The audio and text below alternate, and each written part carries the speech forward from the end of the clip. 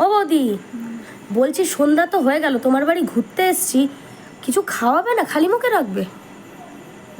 কি এনেছো তোর জন্য? কি এনেছো? রাজভোগ।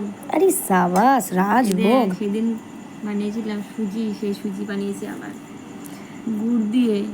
চিনি খাওয়া তো ক্ষতিকর না, এই জন্য গুড় দিয়ে। আমার এই বৌদিটা আবার খুব হেলথ কনসিয়াস, এইসব বিষয়টা খুব মেনে চলে, যেটা ভালো। আর আমাকেও এত সুন্দর অভ্যাস করে দিয়েছে যে এখন আমি চায়ে টায়ে চিনি খাওয়া একেবারে ভুলে গেছি।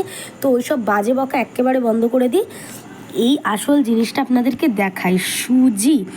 এইটা না আমার বৌদি দারুণ বানায়, গুড় দিয়ে বানায়, একদম বরফি টাইপের লাগে খেতে। কিন্তু সুজি, কিন্তু আপনি খেয়ে বুঝতে পারবেন না যে এটা সন্দেশ নাকি সুজি।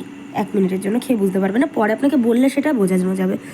আর এই সাইডে আমার জন্য একটা রাজভোগ রেখে দিয়েছিল, এটা দাদা এনেছিল, আমি এর আগেও একটা খেয়েছি, কিন্তু আমার জন্য আর একটা রেখে দিয়েছে। তো চলুন এটা আপনাকে খেয়ে দেখানো যাক। রাজভোগ চাউমিনটা কি পেটে ভরবে নাকি? অসাম যাকে বলে, তো এটা তো দারুণ। তো আপনাদের এই ভিডিওটা কেমন লাগলো অবশ্যই জানাবেন। আর বৌদির এই দুটো জিনিস কেমন ভালো লাগলো, আর সুজিটা তো একেবারে ঘরোয়াভাবে বানানো, তো আপনাদের কেমন লাগলো অবশ্যই জানাতে ভুলবেন না। আজ এইটুকুই, টাটা।